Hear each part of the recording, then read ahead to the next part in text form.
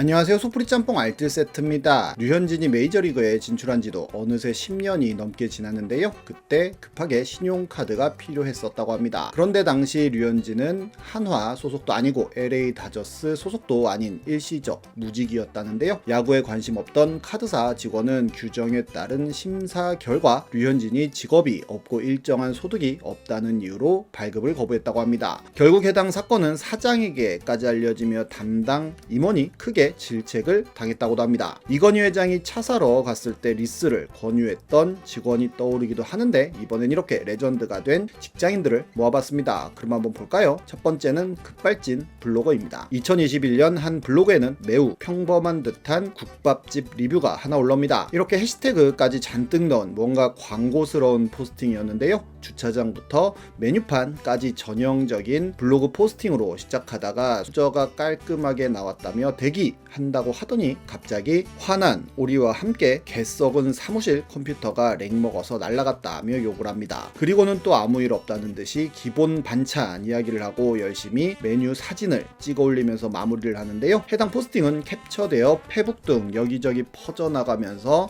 유명해졌는데, 얼마 후 블로거는 갑자기 블로그를 폐쇄한다는 글을 올립니다. 사실 폐쇄는 아니고 블로그를 누군가가 퍼간 김에 놓저으려고 한다고 하는데요. 본인은 월급 루팡 아니라며 잠깐 쉬는 타임에 쓴 거라고 하며 부들거리는 오리를 올리고, 협찬과 뒷광고도 아니라면서 누가 이따위로 글 쓰는데 협찬해주냐고 하고, 맛집 블로거가 아니고 일상 블로거라고 하더니 찐으로 똥컴이라며 컴퓨터 사진을 인증합니다. 정말로 뭔가 새천년이 시작될 때 쓰던 레트로 느낌의 컴퓨터 포스에 모두가 감탄하였고, 이 사진 역시도 굉장히 많은 곳에 퍼지게 됩니다. 그리고 얼마 후 컴퓨터 욕한 거 걸려서 잘린 썰까지 푸는데 아예 이렇게 급발진 배너까지 만들어 걸어놓았고, 사실 제목은 어그로라며 백수된 건 실화라고 하는데, 컴퓨터 꼬라지 봤으니까 다들 회사 짠돌이인 거 알지 않을 거냐며 더워 죽는데 에어컨도 잠깐 틀어놓고는 10분 있다가 끄고, 정수기 돈 내기 아깝다고 물도 다른 곳에서 받아와서 먹는데 블로거에게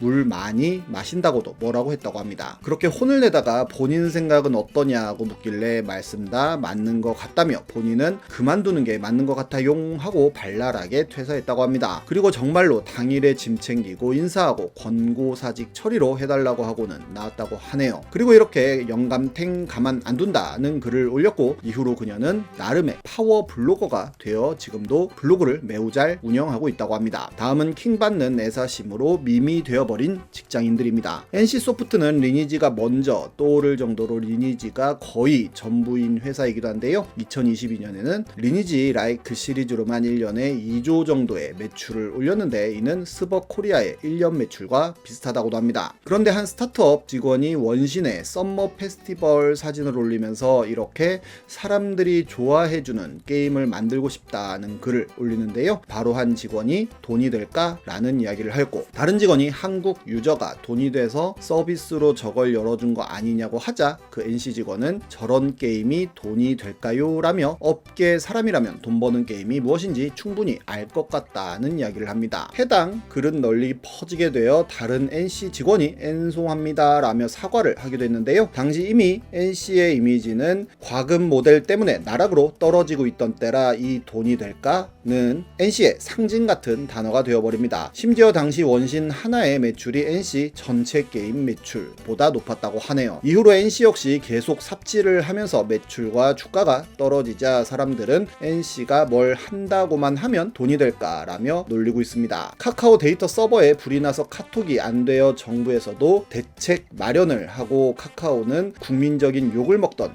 2022년 한 카카오 직원은 딱 일주일만 네이버, 카카오, 쿠팡, 배민, 토스 등등 IT 플랫폼 서비스 일시적으로 중단해보면 좋겠다며, 그럼 정부가 정신 차릴 수 있을 것 같다는 글을 올립니다. 거기엔 해당 리스트에 있던 기업의 직원들이 뭔 정신 나간 소리냐며 서비스 다치면 다른 걸로 찾아간다며 겸손하라는 댓글을 남겼는데요. 다른 카카오 직원이 카송합니다 라며 사과를 하기도 했는데, 결국 카카오 일주일 좌라는 이름으로 엄청나게 유명해집니다. 한전 직원은 한전 다니는 거 숨겨도 나를 좋아해주는 여자 만나고 싶다고 하더니 자동차도 없는 척 버스 타고 다니고 직장도 일반 회사원이라고 했을 때도 나를 사랑해주는 여자 만나고 싶다며 사귀 사귀게 되었을 때 본인의 회사 중형 세단 차량을 공개하고 싶다고 하더니 내 회사 배경이 아닌 나를 사랑해주는 여자를 만나고 싶다고 합니다. 그러자 바로 한 간호사가 엥 감전당했나를 시전합니다. 이 감전당했나가 밈이 되어 유명해지자 한전에선 아예 유튜브 채널에 감전당했나를 대사로 넣은 광고를 올리기도 합니다. 다른 한전 직원은 스벅 알바한테 고백하려 한다며 멘트 추천을 해달라고 했는데 스벅 직원이 참아달라고 하자 명함 주면 될 것 같다는 대답을 하는데요. 한전 명함 주면 배전판 점검 왔나 할 것 같다고 하는 댓글이 많은 추천을 받았고 한전 다니는 남자랑 결혼해서 인생 피고 싶은 사람 댓글을 달라고 하거나 서울대가 뭐 대단하냐며 본인 고졸인데 서울대도 본인 밑에서 일한다고 하는 등 이상한 한전 부심을 부리는 분들이 많습니다. 한 SK텔레콤 직원은 무주택 폭락론자는 두 가지로 나뉜다며 돈도 없고 수입도 쥐꼬리 만하거나 돈도 있고 수입도 있거나로 나뉜다는 글을 올리는데요. 하이퍼 커넥트 직원이 무리해서 산집에 의한 부담감을 이렇게 풀지 마라고 하자 SK텔레콤 직원은 형 회사명 보이지? 라고 하였고 바로 애플 코리아 직원이 하이퍼 커넥트 연봉 개쩌는 걸로 안다는 댓글을 남기자 SK 직원은 소수임이라는 명대사를 날립니다. 형 회사명 보이지는 남녀노소를 가리지 않고 조롱받는 대사가 되었고 디스패치 기사로도 진출하는 쾌거를 보여줍니다. 이 분야 최강은 바로 현대차인데요. 현대차 직원이 학벌이라는 제목으로 공부하고 싶을 때 너가 하고 싶은 공부를 다 하라고 말씀해주신 부모님 덕분에 매 순간 자신감 있게 살 수 있다는 글을 올립니다. 한 수협은행 직원이 어느 정도 학벌이길래 이런 글 쓰는 거냐고 묻자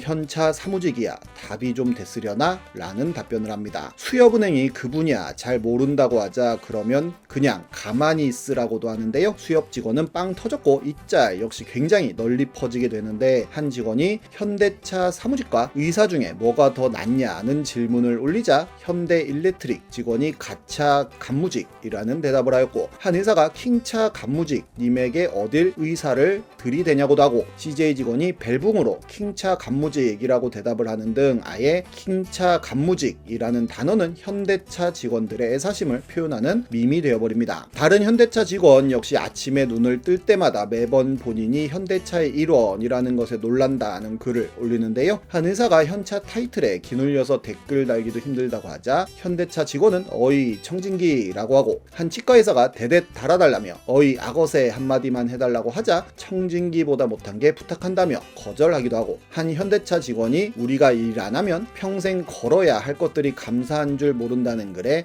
현대모비스 직원이 또 시작이라며 약 좀 제 시간에 먹으라고 하자 조용히 해라 부품아라고 하는 등 엄청난 바리에이션을 만들어냈고 이를 따라한답시고 LG화학 직원이 LG화학 타이틀에 기 안 눌리고 나 만나볼 여자 있냐는 글을 올리자 바로 LG화학 직원이 우린 현대차가 아니야 라는 댓글을 남겼는데 바로 현대차 직원이 어이 배터리로 응수하여 기강 잡으러 오셨다는 이야기를 듣습니다. LG화학은 플라스틱이라며 어떻게든 바로잡습니다. 결국 현대차가 투싼 광고에서 이 정도면 답이 됐으려나 라는 문구를 쓰는 등 성공한 밈이 됩니다. 하지만 한 현대차 직원이 킹차 간무직 근황이라면서 신입 익명 단톡방을 캡처해 올렸는데 현대차에서 월급을 낮췄다는 불만 글만 올리자 운영자 측이 아예 폭파시켜 버렸고 현대 맛 좀 볼래?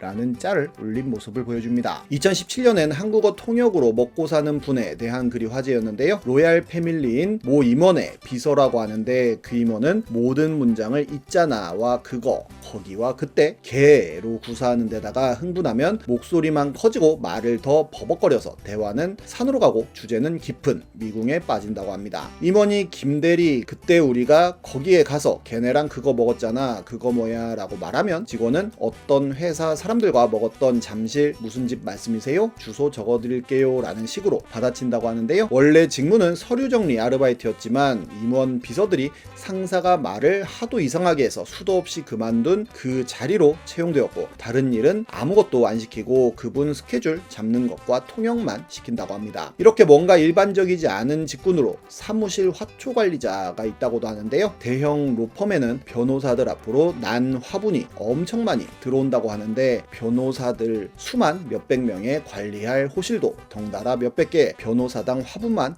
몇 개씩 있는 데다가 난이라서 관리하기 힘들다 보니 먼지도 닦고 영양관리, 일조 관리를 다 해줘야 한다고 하며 하루 종일 이동 카트에 물을 싣고 돌아다닌다고 합니다. 블라인드의 한 SK텔레콤 직원은 토스는 회사에 심부름꾼이 있나요? 라는 질문을 올렸는데요. 직원이 개인적인 용무를 해달라고 하면 다 들어주는 심부름꾼이 있다고 하는데 사실이냐고 묻자 정말로 토스 직원이 여행 일정도 계획해주고 맛집도 찾아서 회식 장소까지 정해주는 직원이 있다는 대답을 합니다. 가족 모임, 식사 장소, 해외여행, 식당 리스트, 환전 찾아주기, 추석, 현금 찾아주기, 택배 요청은 물론 소개팅 장소도 찾아주고 명절 선물 추천해 병원도 찾아주고 선물도 포장해준다고 하는데요. 정식 명칭은 커뮤니티 매니저, 커뮤니티 파트너라고 하는데 직원들 개인 업무를 대리해주고 업무에만 집중할 수 있게 해준다고 하네요. 이렇게 어떤 자리든 열심히 하면 인정받고 애사심 생기는 게 또